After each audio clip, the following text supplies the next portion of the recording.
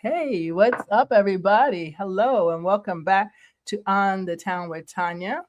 Our guest today is a comedian, actor, author, and a touring stand up who's performed in 7 countries and at legendary venues like the Gotham Comedy Club. He shared stages with comedy heavyweights like Jim Gaffigan and Eric Andre. He's appeared alongside one of my favorites, Al Pacino, in the series Hunter, and built a diverse career spanning stand up, film and writing with multiple award winning short films and several books to his name, including the dark humor hit Do Not Feed the Clown. Our guest brings a wildly creative voice to comedy and to storytelling. So please help me welcome Matt Nagin. Hey. Hi. Oh, there you go. I got to get him up here first. Ha, that would help. Hey, how are you, Tanya? How Thank are you you? for having me here. And wow, that was a very flattering introduction there. I forgot you're boosting my something. ego. I don't need to go to therapy this week. Thank you for that. Oh, wait. This will make it even better. Ready?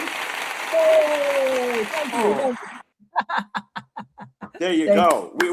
We're all suckers for applause. I think that's why we got into this, because I know you're a comedian as well. And so we love that. We need that, right? We need applause. Comedians need applause. Okay, people.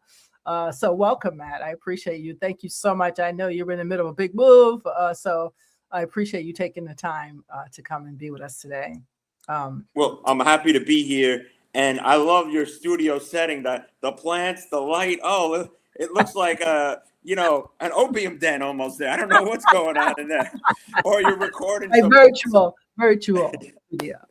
It's very nice. I don't know where you're from, but like where you're broadcasting from, I mean, right now. But wherever it is, it's a cool spot. I wish I was hanging out there. I just got a blank wall. So thank you for having me on. I appreciate it. You're in Alabama and I'm in Bedford, New York. So we're in the opposite spectrums. Well, now I'm in Palm Coast, Florida. Actually, right now. I was living in Alabama. You're totally right. For 4 years, I lived in a place in Montgomery, Alabama. And then now I live here in Florida. So I've moved around. How do you, a comedian, go from Alabama to Florida? You just love Trump territory, don't you?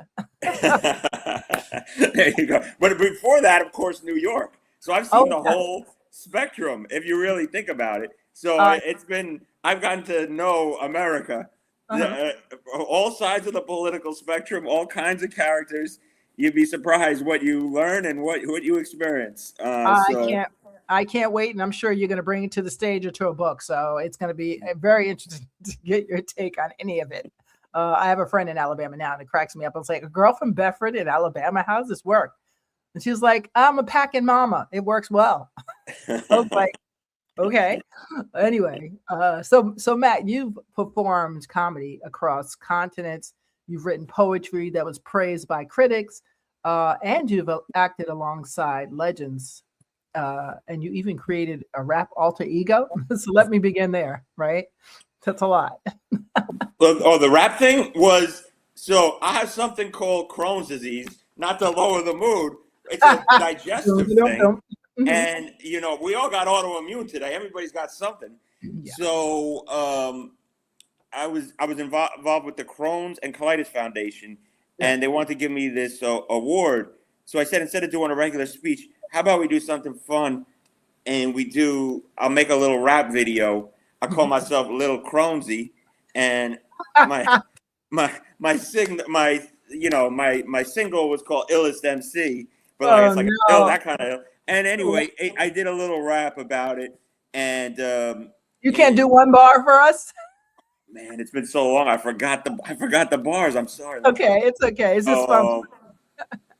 Give me a second, and I'll try to remember it. It's already 7 years ago. So it's not. It's okay. Maybe at the end it'll come back to me. Yeah, it's okay. You can check it out. It's on YouTube. Illest MC, Little Crones. You can see, and a friend of mine who worked with real rappers and back in the 80s, like Run DMC and stuff. He filmed the video and helped edit it. So that was wow. That was cool. And So anyway, it was a fun just a comedy rap. I'm not a real rapper or anything like that. That's fun though. That's fun. We all have our rap ego inside of us. Even as a mom, I had rap jokes as a mom. Oh, what? I would love to hear those. What kind of rap? They were just me getting on my kids. It's all good. I should have made the parodies out of them because Al what's his name? Al Yankovic. He used to do the parodies. Yes, Weird Al Yankovic. Love those parodies he did. That's where my rap ego came from. Oh, well, there you go. That's fantastic. You gotta be playful. You gotta mix it up sometimes because, especially with stand-up, you can get tired. What I was thinking of mixing in, a lot of people do, as I got the karaoke mic and I freestyle, and I do a lot of gigs with seniors, old age, and you got to be G-rated. So I may mix that in there because, there's only so many jokes about prune juice and you can do, right. and depends and the teeth getting stuck in the steak or whatever you're doing, but I love the old people. Yeah, I love them. It's nice doing it, but sometimes they're hard because sometimes they don't know what planet they're on. They're out of space. I don't know if you've ever performed for the seniors. I have, and I used to work with seniors before it was a thing. I have trained with seniors in the 80s when I was in school I thought I was going to be a nurse, but I changed my mind. But I worked at nursing homes, so they're my favorite group of people. Oh, yeah. Some of them are so sweet and so fun. We were doing on the show, we just did a show Friday, and we were going around, and we'd ask them to do a joke. And a lot of them would tell their own joke, and it was a lot of fun, that must have been fun. Yeah, just hearing what they had to say. Yes. And one of them was worried that she was going to offend people, and she was 97 in a chair. I'm like, it's okay, just let loose. What do you have to lose right now? Yeah. Oh God, what did she come up with? It was something about when your tits are sagging and one hits the floor. I forgot. They're uneven. It was something about that. I can't remember what the punchline was on it. I was just wondering where would she go with that? Okay, that would be that. That's hilarious. Because she was worried. It was a very clean thing, so she was worried. I guess it was too, but It wasn't provocative by. That's the other thing, as you know, as a comedian, what's provocative by like a club standard is very different than like a senior, and depending on your environment, absolutely, it can change drastically. So Wow. Well, that's commendable because that's a group that I think could benefit a lot from comedy. Because people think this is the thing with seniors. People think because they're older that we're supposed to just be like thinking about all the older things, but that's not it. Whoever they was at 20, they still are at 90 or 100. They're just older and can have challenges doing things different. So that's all. So if they 100%. Yeah. Exactly. They still got that youthful spirit inside, and their eyes lit up when they told their jokes. Some of them are not going to be featuring anytime at Live at the Apollo, but they made the effort, and so you got to appreciate that. And they really did light up when they told that joke. They were excited about it, so that's special. Seeing that. You're gonna live a long time taking care of our seniors. Okay. A long time. It's like it comes from. I say that from that Bible verse and something about honor thy mother and father, so that the days upon the land be long, or something like that. But so I would say, if you take care of your seniors, you also live longer. That's my Tanya theory. Exactly. And some of these seniors, they kick back. My grandma, she lived to 99. She loved Tito's rum, and she would keep the Tito's rum under the seat of her walker. So she would pound that Tito's and then walk a little. She'd take a swig. I mean, she was a gangster, basically, old Jewish gangster lady, She's getting lifted at Publix. I'm telling you, she's going down there and they're like, are you on any pain? No pain. Another shot. Another shot, yeah. So something to that, right? Having fun, even.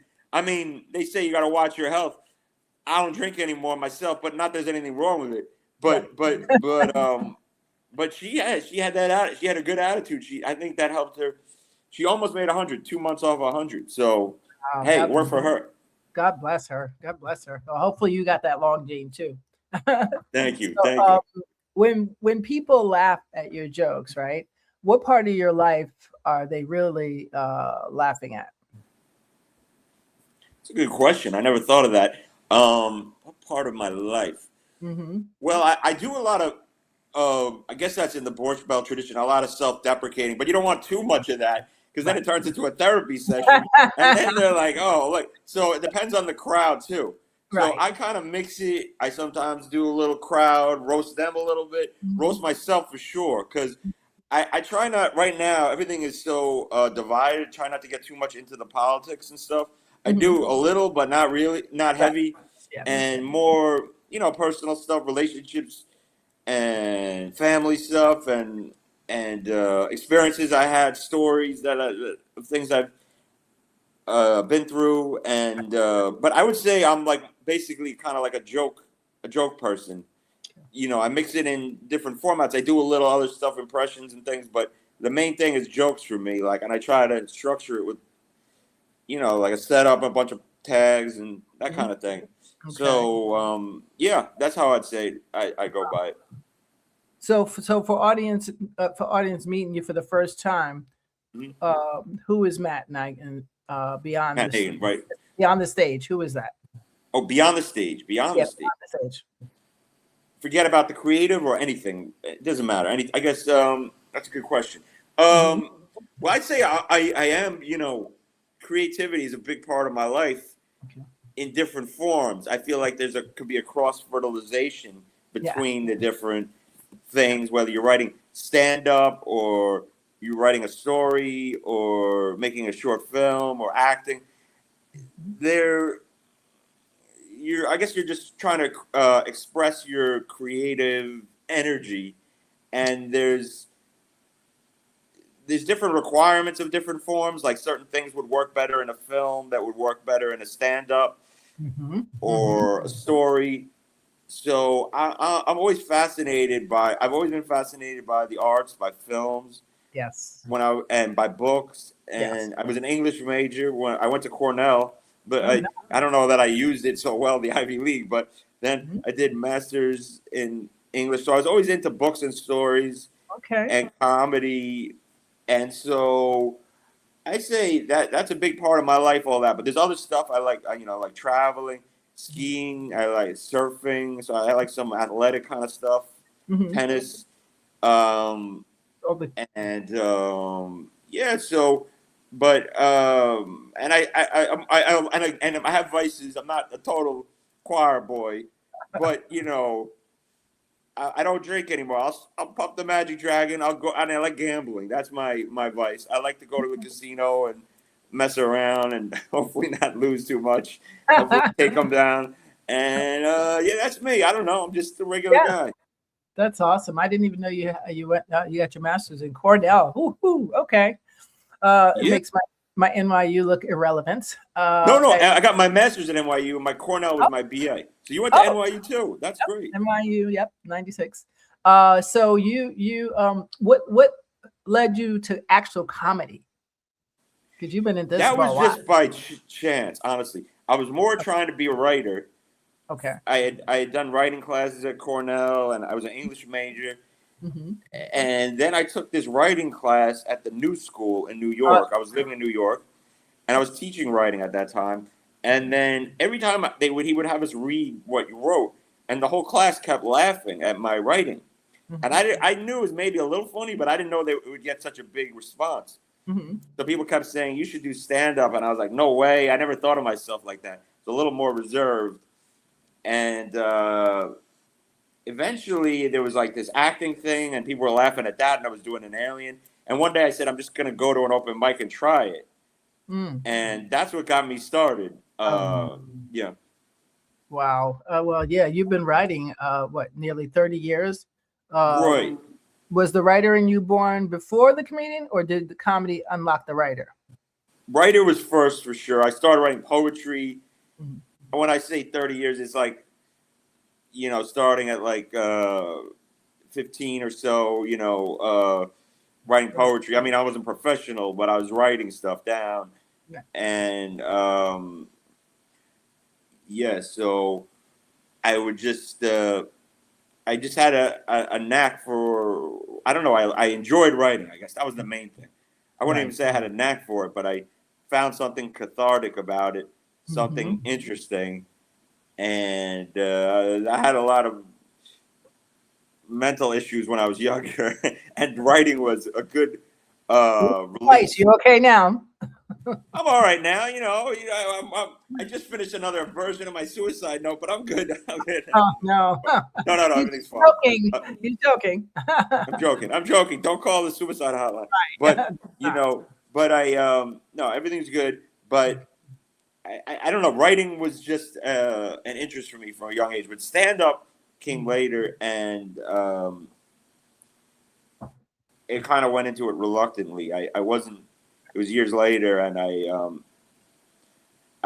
it wasn't something that I expected. It was something that just happened. Just happened over time. Yeah. Do you remember the first time you got up on stage? Yeah, it was at Sal's Comedy Hole open mic. I don't know if you remember this place, but we're talking about 20 years ago. Where was this, in New York? It was in New York at where is now called. Then it was called Grizzly Pear. Now it's called. I know Grizzly. I forgot the other name. They call it something else right now. I guess they call it Grizzly Pear still. Yeah. I've been there. Yeah.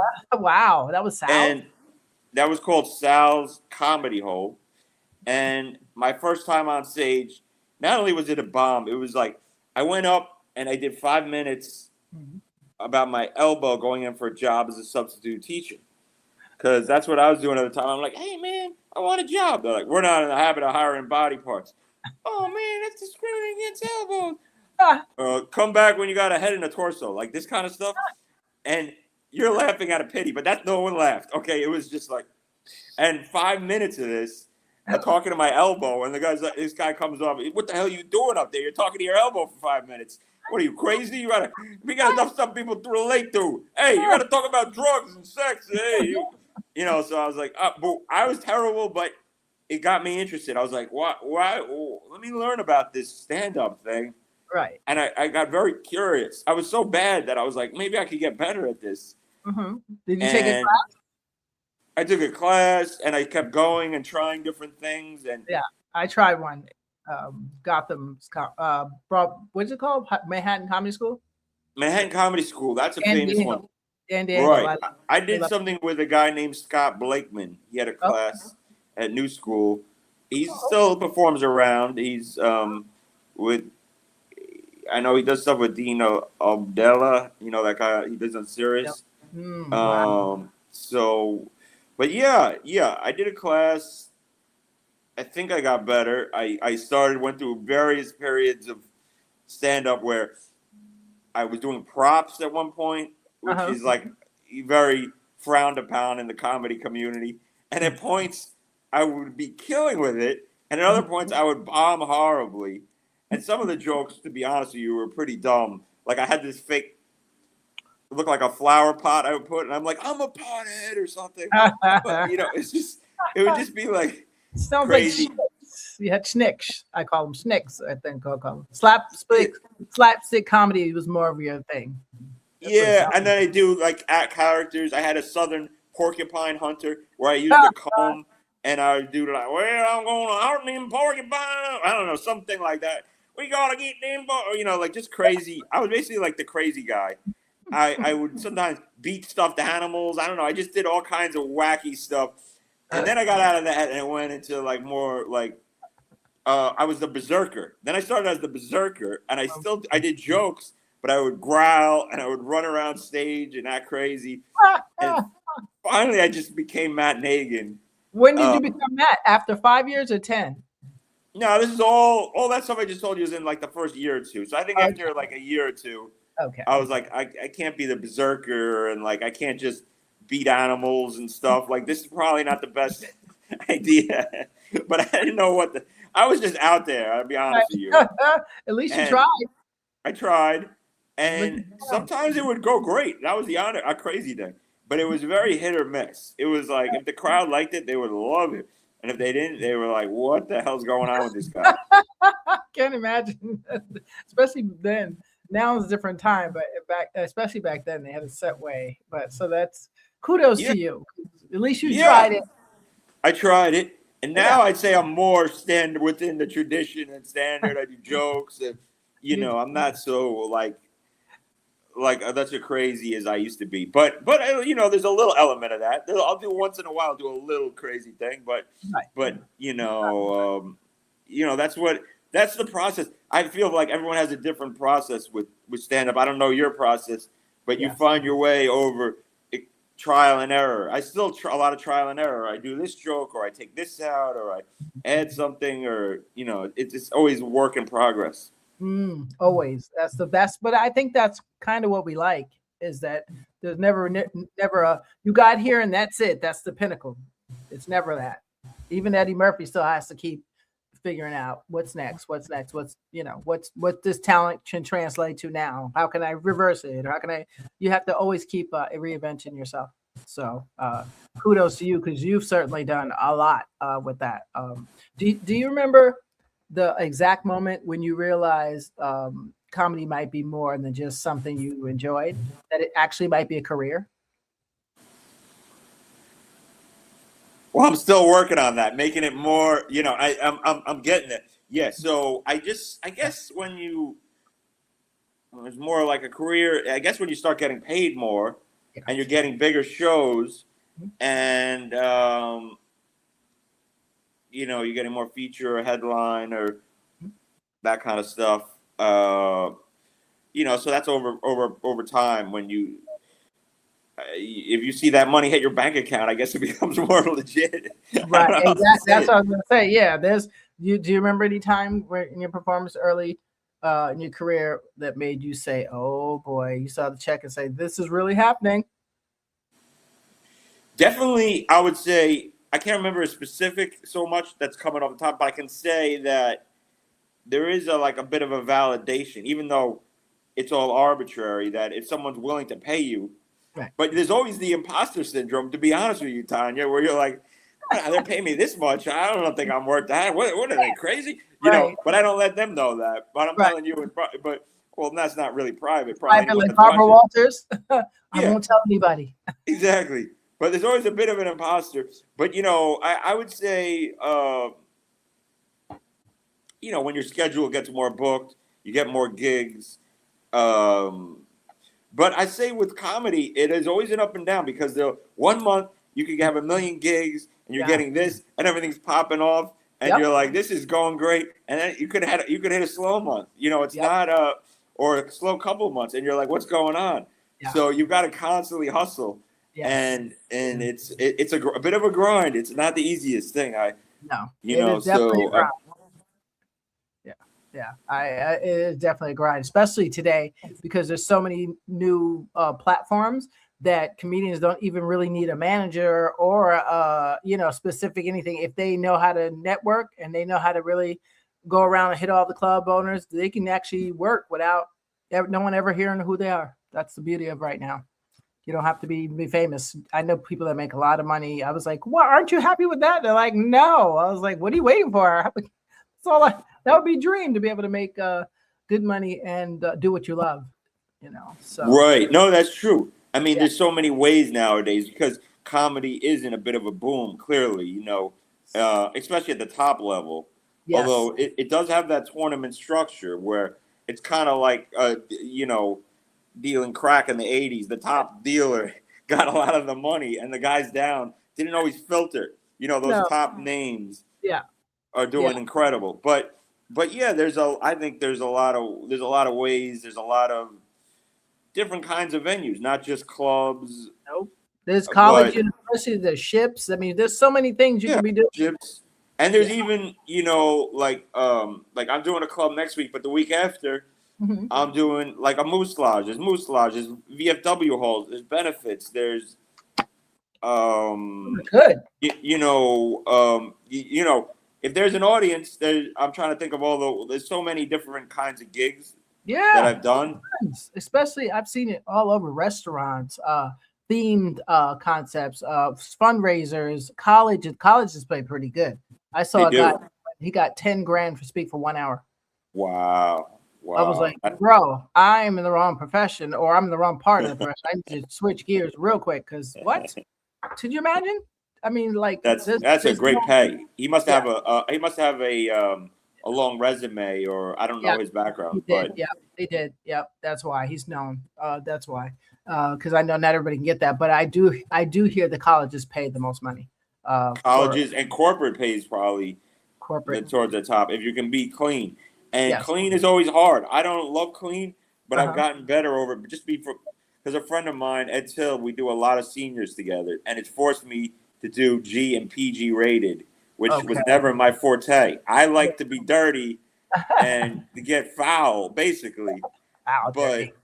in the world we're in today, that if you can do clean, also you have more opportunities to make money, Yes. and so it is. I not that I know anything, but I recommend that to comics. If you can get 2 different or 3 different or 5 different sets, and find a way to work. The one thing about the clean audience that's Mhm. great is it doesn't have to be hit as hard as like a club audience or like an adult room, a late night. Little Mhm. jokes can get you laughs. You just can't be too dirty. You can't Right. do some of it. It's like a different.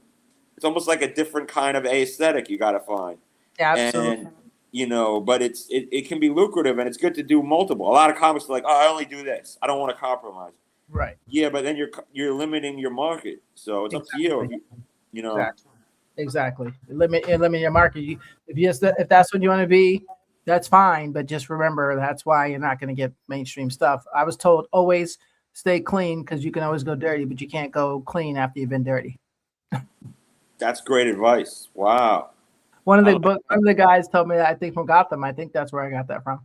And I was like, wow, okay. So yeah, that makes sense. Because think of Richard Pryor to Red Fox is like, I was like, what are they gonna say? That's all I think, right?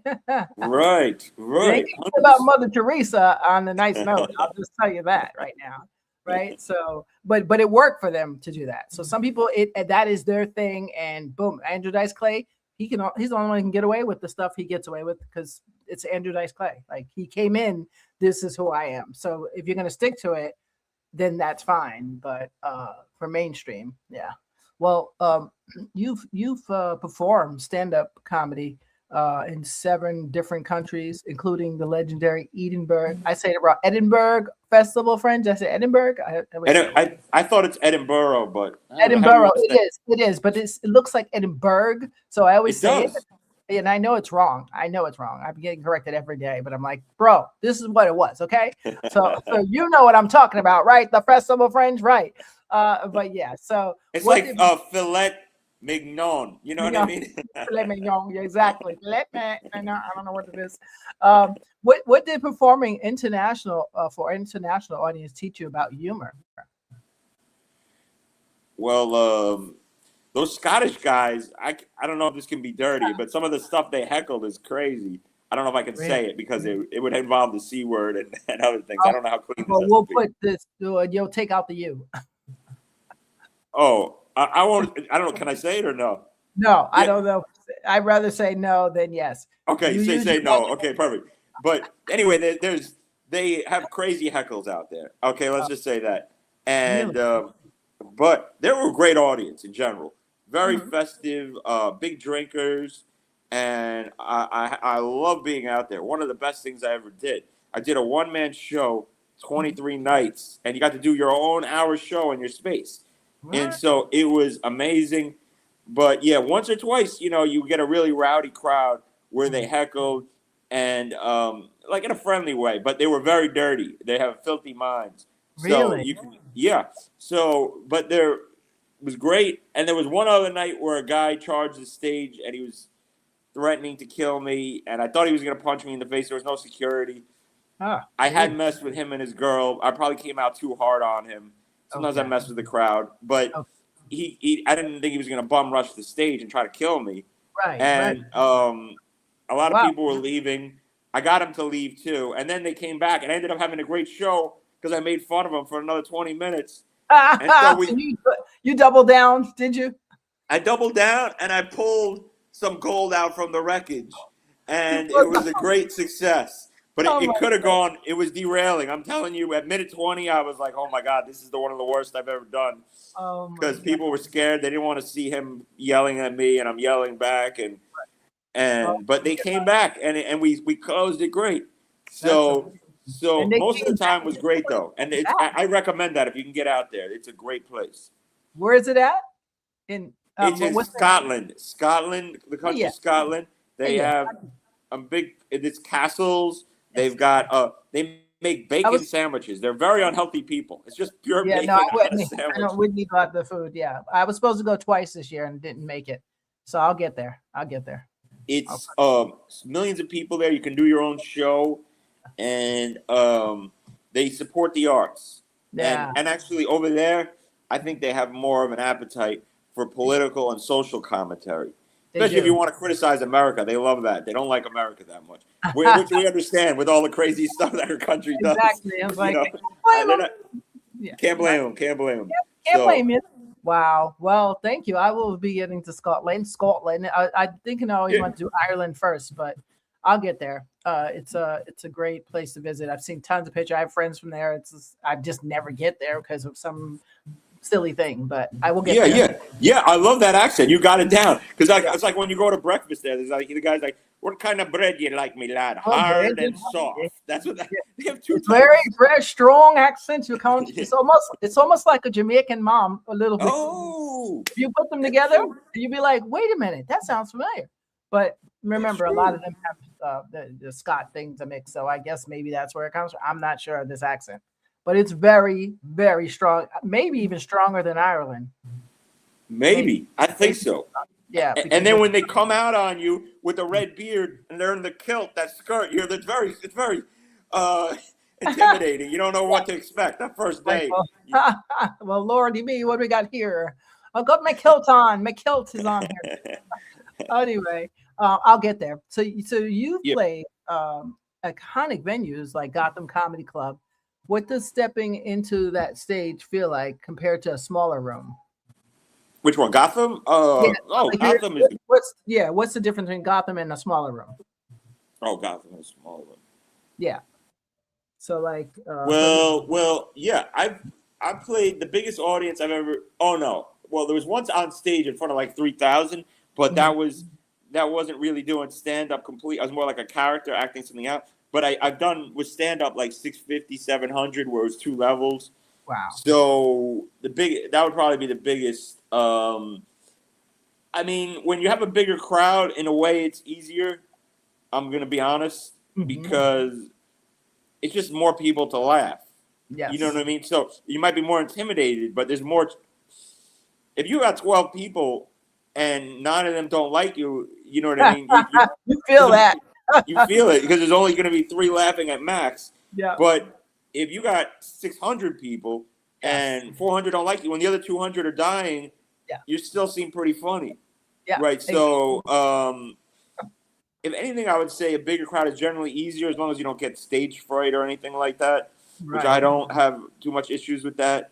But there are differences. What I would notice is, for example, you've got to play it a little bit bigger, because like the stage and you got to project. Sometimes you got to go a little slower. And then other things that you could do in a small room might not work. For example, you make fun of a guy in the front or something he's wearing. Well, when you got 700 people, or even at Gotham, you could do it. But, if it's big enough, they may not see that guy, or they don't get it. It's too small on a bigger stage. Okay. So I think it's stuff like that you have to adjust. Like a smaller room, sometimes they're like a little more conversational. You're in the room more, so there's all kinds of stuff, ways to do it. These aren't the only ways, but so I'd say with me, the way I do it is I try to adjust based on the size of the room, the vibe in the room, the audience. I still try to stay true to who I am, though. Right. I don't just make something up. Right. I stay to my material, but it's like tweaking the register. It's like finding a different radio signal, but it's still Matt Nagin coming out. The different, whether you're 102.3 or 104.9. You know what I mean? You sound like Gates 2.0. 2.0. I was like, where did you get the numbers from, sir?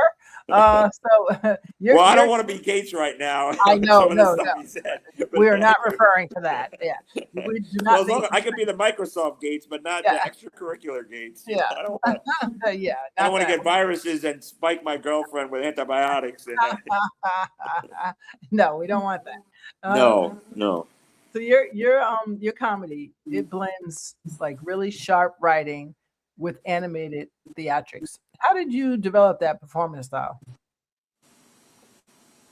Well, I think everything with me was sort of just natural over time. You perform, and then you see what people are reacting to of your material. Like some comics are more actor types, and they go really big, and they do these long act outs, and the audience loves that. Others are more joke writers, and they might do act outs, but it's more like joke and structure. I would probably be more the second. It's just what I seem to get the most laughs on for whatever reason. People go more that way. Right. And I guess my writing background too, so then that highlights my writing. So I don't know. It's just what came out as what fit me over time. But it wasn't like an orchestrated thing. Just trial and error, going on, seeing what goes over and that kind of thing. Okay. Well, when you sit down and you write a joke, what do you think comes first? The idea, the punchline, or like the character you want to embody? Usually for me, it's the premise, like what I'm trying to say, or the situation. The premise or the situation. And then I can always add in punchlines to whatever the situation is. But sometimes, for whatever reason, some premises or situations just produce better punchlines than others. And I can't say why. Yeah. It's like a random process. But for whatever reason, this one seems funnier. And what I do now is a lot of voice record. Yeah. Sometimes I type it up after, but like an idea will come to me. Oh, that could be something. And then I voice record. That's easier, right? Voice record, I think. It's easier. And sometimes you like I don't have this developed, but like the other day, right? I was at a book festival and they were talking about different kinds of romance books. And I was thinking, like, this is just a premise. I don't have anything down yet, but something about zombie, like a zombie romance. Like, what would that involve? You know, like, and I was trying to think of various things, like, how can I turn this into a premise? You know, like, what's the dating game on in the zombie circuit, or different things about zombies you can think of, like dirty talk. I don't know how dirty I could be with the zombie, but you get the idea of how this can turn into a premise about. You can make fun of literature, you make fun of the zombie thing, you can make fun of all kinds of stuff. Now I don't know if that'll go anywhere, but there's something there, I think, that could be funny. Exactly. And so it's just trying it out or writing stuff down and seeing. And what I do is, you know, try it out. If someone's work better than others, or some I just drop like fast. But some seem like, oh, it's kind of funny, but I can make it funnier, and then I work on it and eventually get it better, you know. Yeah, I find recording it better for me because then I hear it how it first sound, and then I might remember what was I thinking about when I actually was thinking that this might be a joke. You know, when I write it, it's like I go back and like, what the heck is that? Like, what does the man's eyeball have to do with the situation? Like, I don't remember the actual premise of why I wrote it down. But if I record it, I know right away what it is. Yeah. So I like that. That is great, because when you also with recording, I found a lot of it can be intonation. Like, you don't even, because you can be ironic. So it's not even what you're directly saying. It's like how you're saying it. Right. And the voice changes or sound effect. There's so many things that on the page might not completely capture. Right. So the audio is very good. Definitely. Yeah, no, definitely. Wow. Well, you've shared some stages with comedians like Jim Gaffigan, Eric, André. What did watching those kind of performers up close teach you about the craft? Man, I feel like I'm back in school here. I know. Shame on me. Shame on me. You're good. You're good. Yeah. I'm trying Well, to think. because sometimes you meet greats and there's little jewels that you get that you don't even think about. True. That's all. So just little Well, things. one to go on one other example, I could go on those, but that I found interesting was one time I opened for Robert Klein. Do you know? Are you familiar with him?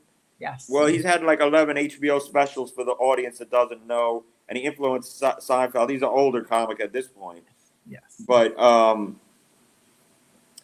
anyway, I had asked him because I was very new in comedy. Can you make a joke about anything? Because I, especially then, had some real edgy topics, right. like 9/11 or whatever, the Holocaust. So I was Right. saying, and his advice was, you can joke about anything, but if it's a more sensitive topic, the joke has to be that much better. So, if it's a joke about 9/11, it better be a good punchline for you to bring up 9/11. Exactly. Or you're going to lose them versus like a joke about powdered donuts. It doesn't have to be the greatest. Right. So that's just to keep in mind. And that was helpful to me because I think he was right on that, because I think you should be able to joke about anything. You just have to, when those sensitive topics come on, find the right way to present it. And it can be more tricky, Right. Well, that's the fine line. And I think a lot of young comics or new comics, they don't understand the fine line at all. But they'll find out with the audience. I saw a guy tease, and he said, "I'm Jewish. I can say this joke." He made a joke about the Holocaust. I didn't find funny at all. Like there was nothing humorous. If you you're a comedian, so you can guess what I'm saying. He was talking about the ovens, and he thought it was funny, and he had to back it up with double down with, "Well, I'm Jewish. I can say it." And I said, "I don't care what color you are. That joke, that's not a joke. That's really, there's somebody," and there was a guy in, 80 something years old whose family survived, so he was like, "What are you really saying this right now?" No one thought it was a joke except for the 20-year-olds were like, "Ha ha ha." I was like, "Why is that funny?" Now, if I was the joke, if I was going to do a Holocaust joke, it's going to be teasing Hitler or anyone that it's work. You see what I'm saying? That's how you do it. That's how you get away with a joke. If I'm going to do a grape joke, it's going to be teasing the abuser, not the victim. Sure. Or you find a unique angle on it, because the ovens we've heard a lot. If you find a unique presentation, something we haven't heard, it can work. But you gotta just find something that's not. And then like you were saying, if it doesn't go over, now not only did it not go over, but you alienated people. So now you're really in a hole. You know what I mean? So now you're in trouble. Oh yeah, this person, the whole audience of about 40 people were like, "Goodbye." Half left, and the other was like, "No, we're not sitting for this. That's not. We don't call that comedy." Yeah, it was bad. But that's just me saying that I've gotten better, stronger as a comedian. Most comedians are supposed to be stronger than I am. I'm funny about certain things. I had a guy once tell me when the first time Trump won, and he looked me in the eye and says, "Oh, so we should be able to say anything we want." Remember that phase? You're American. You should be able to say anything you want, anything. And I was like, anything. And I was like, I was just agreeing with him, like, okay, yeah, as long as you can take the butt whipping that goes with it. But I was like, okay, whatever you want. And so, what do you think he says to me? "I saw Planet of the Apes. I'm going to name it Planet of the Black People." And I was like, well, that's not even a joke. That sounds like you're a racist. That does, right? Everyone in the audience agreed. He got off stage and the club kicked him out because it was. Wow. If you're going to try to be racism. Berg, it wasn't. Where's the joke there? I didn't see it. Maybe I'm missing something. But to this day, I always refer to that particular comedian, and I said I wasn't the only one that didn't think it was funny. Everyone else got on stage and said, "You're not finishing the set as well as me." I was wrong because I just thought, like, bro, yes, there's freedom of speech, and you can talk about anything, but you can't blatantly commit an act of racism, right? Blatantly to your audience, the one that might be feeding you. Right, I totally understand that. Yeah. I mean, that's crazy. Makes no crazy. Sense. Yeah, it makes no sense. Yeah, but he did that. So where was that at? Where was that at? Pleasantville. Yeah, but I got to give Lucy's credit. They got him out of there. Got him out of there. Right. And then he tried to justify and say, "Well, I was trying to be like Aaron Berg, another comedian." And I was like, "Well, there are some comedians who that do racy material, but they're clever about it. They're so clever that even as a Black person, I start laughing and say, 'Wait a minute,' because you didn't realize they were so clever that they was able to bob and weave the joke that you don't even know You sit and really like, wait a minute, that's a joke about, one of those. I go, okay, but he wasn't there yet. This guy was not there. He wasn't there. No. Should have never went there because that's not even a joke. That's just a blanket statement and a dumb one. You're going, a dumb one, yeah. Yeah, I was like, you could at least give me orangutan, which is the smartest animal. Like give me something, but that you like, bro, no. So anyway. Well, that's the awkward wildness of comedy, and there's these crazy things that happen. You never know what you're gonna see because it's a bunch of nut jobs most of the time. So you never know who's out there and what they're gonna do. I have to admit, I know what he said was totally wrong, but that's part of the attraction of comedy. You never know what's going to happen. It's like going to a circus or something, and you're hanging out with these, free. There's a midget guy. There's, I guess you don't say that, little person. There's a guy that's 500 pounds. There's whatever. Everyone's got their own story, and they're doing some wild stuff. And some people are way out of pocket like that guy, but that's true. I learned to laugh at it after the fact, but at that moment I was not. It took everything in me to say, you're supposed to be a comedian, like calm down. But I was like, no, it wasn't even about me. It was insulting a whole culture. It wasn't even about, it really wasn't about me because I can handle my own. You know what I'm saying? But to think you can go on stage and just blanketly make a statement about a group of people, which you have no clue about. You don't even have any. He didn't even have any black friends. Like, bro, you can't even make a clear judgment. Like, right? So it worked out. It's just it taught me a lesson that, like you said, we never know who's going to get on stage, and we have to learn to just remember we're in a comedy club first, most important, and just blow it off instead of getting mad. It's better to get back in comedy. That's my new thing. I like that. That's a good attitude. And make fun of them, but you can turn them into a bit. Or that's what I did. That's what I did. Yeah. Oh yeah. Him and another guy had some bits on their Johnsons, let's say, and all the stuff. And what I did was just hold it all like ammunition. Something a comedian Kim DeShield taught me. Just hold it. You're gonna do an Uzi. That's what you're gonna do. And I was like, what is that? That's my euphemism of saying it. But basically, just hold everything they say, retain it, and then you get on stage and give it back to them. Anyway, I love that. I love doing that myself because sometimes right now my people are going through a hard time too. Not as hard as yours, but the Jews, no one likes us right now. So I'll be in some rooms and they'll say some terrible stuff about my people. Okay. And I got to go in and give it back a little and mess with them. And I'm waiting there. I'm writing stuff down. So that's kind of how I deal with it. I for me, I don't know. Everyone's different, but I love giving it back in a comedy way. Yes. And then you kind of like let them know that, that you don't like it, but in a comedy way and still laughing, Exactly. And that's the part. You're checking them, but in a way that's still funny, but letting you know that you're not going to be just, that's not going to happen. Because I don't care if you're Chinese, if you're black, white, Jewish, Catholic, doesn't matter. If someone's going for your whole group of people, like, no, that's not acceptable for me. That's just me. I won't tolerate it. Because to me, it's saying, well, okay. And then the next person comes in and does it. The next person, next thing you know, you have a whole, weird, awkward going show or mic. Right.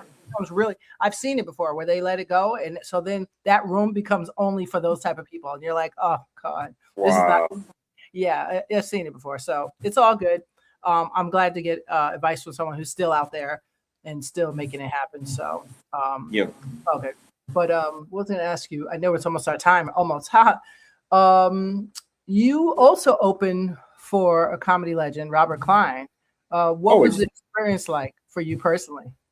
Oh, we just went into that. That's wild. That that was a great show because it was actually another benefit for the Crohn's thing. Right. And so I had a great set talking a lot about my ailment. I didn't get that. I was new to comedy, and I had all these jokes, other stuff too about the charity and things. But that was a great experience. I was at Garden City Hotel, and I was grateful to do that show, and it went that one went real well. So, but it was one of my first times doing great on a big, it was like 300 people. So it was a lot of fun. Wow. But there was definitely ups and downs after that. It's not, as you know, comedy. There's ups and downs. You'll Always. get, so hopefully lately, what I try to do is just, I think I've gotten where I'm higher and higher percentage of strong shows, and you just try to get the highest percentage you can, and that's where in the last few years I think I've been able to do even weird shows or things that are you're like, what is going on with this, and this is going to be hard. Most of the time I'm able to get them and have a good show. So anything's possible. I always give that one possibility that something could go derail, but the odds go as you get more experience. At least that's been my experience. More of the time, you find a way to connect with them and have a good set than not. So that's the goal. Wow. Well, goal. Speak. So you've been also doing acting, and you had a scene with Al Pacino in the series, one of my favorite series, Hunters. Oh my God, what was going through your mind acting across from that legend? Well, also he grabbed my gun, which was like I'm like, oh wow, this could be I'm straight, but it was homoerotic. He's holding on to that gun. He grabbed your gun. I'm trying to think, which scene was that? Because I love Hunters. I'm a Hunter fanatic. Standoff. Cop. Oh, are you there still? Yeah. And so he was okay. And so I was yelling Yiddish at this guy, and the FBI was raiding me, and we're guns pointed, and it's like three of us, and then Pacino comes in, and he pushes my gun down, and he makes his speech. If you don't know the Hunters show, it's actually an interesting topic. It's fictional, but it's about guys that hunted Nazis after the Holocaust. Nazis, of course, were in South America and various other places. It's a fictional thing, but anyway, the scene was a great thrill because Pacino is such a legendary actor. Scarface and Tony Montana, hey. And Scent of a Woman, so many, Dog Day Afternoon and Godfather, and you could go on and on. So, yeah, it was great to meet him and to do a scene with him and everything. And yeah, that was fun. So that must have been amazing. Because Al Pacino, we love Al Pacino, but also Hunters is a well-written series. I love it. I was like, I'm gonna renew it, and then they took it off. I was like, what? How could you take this off? And Jordan Peele produced it, and he's right. Yeah, I didn't even know that till later. Can you believe it? I didn't know that till later. I was like, get out of here. But it's really well written, and it's all my imagination. So I love it. It's like, oh, get revenge, sure. But yeah, does it still run? Does it still run? Is it running again? I think it's still on Amazon. I'd have to go look. Okay, I'll check it out. I was just wondering. That I hope that comes back. That was really good stuff. It's like, and then think about all the stuff going on today. You're like, oh my God, really? So it's interesting. But true. Anyway. It's not. Maybe it's not fiction anymore. All the stuff going on. Some of it. I mean, the part about the sugar. The factory the lady had the factory, and now they're putting in the food, whatever. I was like, oh my gosh, no. So it's good. It's good fiction stuff. But I love the characters too, and the diversity of the characters is amazing. Even though it was Nazi hunters, everyone had a different. There was Latino, there was someone African, there was someone Jewish, there was someone of whatever nationality. True. Yeah, that was good. So as someone who moves between stand-up, film, television, how does your comedic instinct translate into acting?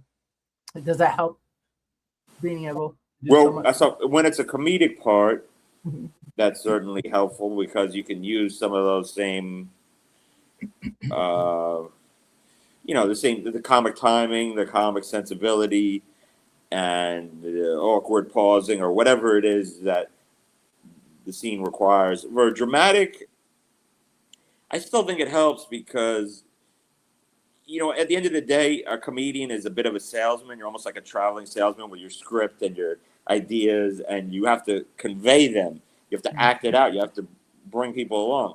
Now, you got to maybe take it down a notch in front of a camera, but it's the same idea, though. There still is the portrayal, the embodiment of the character. Mm-hmm. So some of those same, comedic acting skill, performance skills can be translated even in a dramatic role. Right. I think so. Yeah. Yeah, for sure. Wow.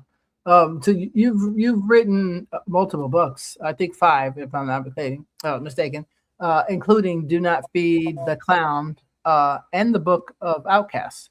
Why was it important for you to explore humor and storytelling through literature? Well, literature is my first love. Mm-hmm. I'm basically a writer Mm-hmm. for most of my life, and humor is just my way of responding to the world. I enjoy humor. I like comedy, Mm-hmm. so it just sort of came naturally. Now I do have the 3 poetry books, That's what I was which going to ask you about. Yep. which aren't humor; they're more serious. But I have Oh, them here in case you want to see the let me see the cover. front. Yeah, let me see the Do cover. not feed the clown. That's a Oh, comedy, and it has satire of different topics. yeah, The book of Outcasts is right that one. here. I have that one. Boom. Yep, got it. And then I Got got Butterflies Lost Within the Crooked Moonlight. That's a wow. poetry collection. Feast of Sapphires. Ooh. And this one's about the pandemic. Notes from the Bonfire. Interesting thing about this one is I got pictures and stuff. Oh, A photographer, and my ex-girlfriend was an illustrator. She illustrated some of them, like nice. so yeah, those are my books, and I got another one I'm trying to put out soon. So I'm Oh, always, just keep going. Just keep going. Don't you stop. are a hustler if I've ever seen one. Wow. Your poetry has even been praised by critics like what's it called, Kirkus Reviews. What does poetry allow you to express that comedy sometimes can't? Well, with poetry, there's a little more musicality, a little bit more of a rawness. Now you can't have be raw with comedy, but a little more. I guess poetry is more like it's like a mood. It's like a feeling. It's like you're capturing a moment. Mm-hmm. I think I forgot who said it, but someone said a sonnet is a moment's monument. Mm. Wow. Yes. Oh, wow. So yeah, and I think that kind of sums it up. You're creating that work that captures that moment, that honors that moment, or that embodies it. So, something about poetry is just very alive. It's very vivid. It's raw. It's uncensored. I don't know. There's something about it that I was always drawn to. I can't say more than that, but I just had a love for it, I guess. Yeah. Oh, wow. Well, your latest short story collection, the Book of Outcasts, that explores characters who live a little bit outside the lines of society. What drew you to telling the stories about outsiders and misfits? Well, I always felt a bit of an outcast or misfit Mm-hmm. or estranged from my peers or my family. I think a lot of comics probably do have that phenomena. We don't. I'm like a square peg in a round hole. So that I always think that's a good vantage point to look at society as an artist because you're in it, but you're also like a little removed because you can see things. You're studying things, Right. and so I had just written a bunch of stories from different troubled characters. I mean, if anything, they're their own problem more even than their society. They're their own. They create the their own demons or their mistakes or lead them down a bad path. I get a good corollary would be like, you ever see the movie Requiem for a Dream? Yes. Yes. It's like when those characters, they're still relatable, but they do foolish things, and Right. that leads down sometimes negative paths. Yeah. Yeah. So a lot of my characters are in this book have stuff like that. We're Wow. all human and we have foibles, and they make mistakes, and those compound and lead them down a bad path. So I think one of the reasons to go through that is to like act as a warning of to show people like where this could go if you continue on this, like where these paths go. And also there is humor in it and stuff, but Mm. it's a little darker than my other books in that it gets into some characters that have like real flaws and have problems and what they learn from. And I think the humor lightens it. Otherwise, it would be too dark. So I use the humor of the situation and the absurdity to make it somewhat entertaining as well as hopefully compelling. What happens? Yeah. What do you hope someone closes the book and understands about it after they've about themselves or the world once they finish reading it? Well, it's like each story I would say has a different goal. So and there's 14 stories. So to pick one at random, there's a story in there called Nagin versus Nagin, and I would say it's about a character who is in this kind of existential battle with his doppelganger, his twin. And it's also self-referential because I'm obviously Nagin, and they basically what it's about is how the fake nature of social media and images and how everything is about what we project out rather than what we are, but it's also about and how identity can become fragmented in our society with all these social channels and the filters and Instagram filters and where we have these all online identities. So basically, I think what it's about is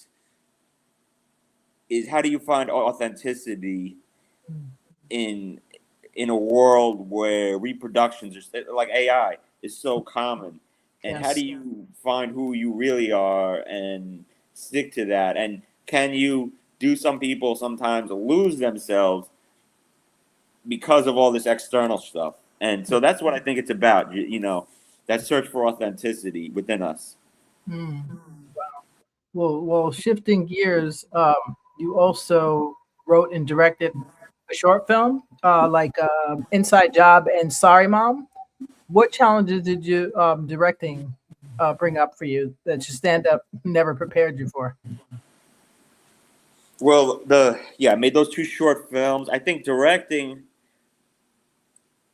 it's just when you're doing low budget independent films, the issue can be just like logistic things. The actual filming isn't that bad, but there's a lot of logistic aspects that you have to coordinate, from scheduling, getting people food, getting the location, problems with continuity. There's a lot of like stand up. You just go there and you just do your thing on a mic. It's not like that. You got to be organized with film, and then the editing, the color correction, the sound design. There's a lot of, even in a small short film, it's complicated. So learning about different aspects of filming and learning, it's a little bit more managing different tasks and learning different skills that you don't really need to know in stand up, but that's important. You're almost like a manager of a job. It's something aspect of being like a manager, so. Wow. What's the best comedy advice that you've ever been given? Best comedy advice. That's good. Some good questions, Tanya. I know. I probably should have told you in advance, but yeah. No, it's okay. Best comedy advice. I like that thing I told you about the Robert Klein, but what else? Well, I think just some people are always like they're obsessed with finding their voice. They're like, I gotta find my voice, and I think the best thing I don't. Someone told me this, or I learned. I think someone told me it, and I don't remember who. But basically, the way to, I don't think you should even look for. I think it's just the opposite of that. I think the voice is already there. What you need to do is just try everything. Try an impression. Try a story. Now, some people are like, "Oh, I only do one-liners." Okay, that's great, but try some other stuff. Just try it and try everything, and over time, your voice will emerge. But you know what I mean? You don't have to look for it. It's there already. You already have your voice.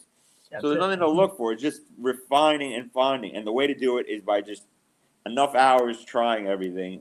The voice will emerge. 10,000 hours. Exactly. Any last piece of advice for a new comic coming up before we go? New comic coming up. Well, the world has changed so much now. You know that all you got to do is have a big social media following and pour a thing of ice on you, and then you can, and then I'll be like, please, can I open for you, sir? With your 2 million. So I don't know. I'm old school, but I think, yeah, even if you have a big social media following, keep working on your act, because some of these social media stars, they then go out to these big shows and they can get an audience, but they don't deliver, and the audience doesn't want to come back. Yes. So I think, hey, you can't knock them for getting that following, but keep working on your act, keep developing and keep refining, no matter what your social media is, and stand up is something that takes a long time. So don't look for the shortcuts. Look for getting better and put in the work, and the results eventually will show, I think. Well, thank you. That's best advice for a new comic. The work you put in is what you will get out. Guys, make sure you get the book. Okay. The Book of Outcast, Matt Nagin. There you go. And follow him on social media. And if you want to know where anything is, you can always inbox me. I appreciate you so much, Matt. For your career proves that comedy isn't just about laughs. It's about storytelling, resilience, connection across stages, screens, and even pages of your poetry. Hey, so thank you for sharing your journey with us today. And for my viewers out there, if anybody, if you you need to know where to get the book, please inbox us. But that's it for today. And I appreciate you taking the time, hang out with me, but I say goodbye to everybody. And yes, thank you. And we'll see you guys on next week, next Sunday. All right. So thank you so much, Tanya. I appreciate it. Thank you. We appreciate you. Thank you. There you go.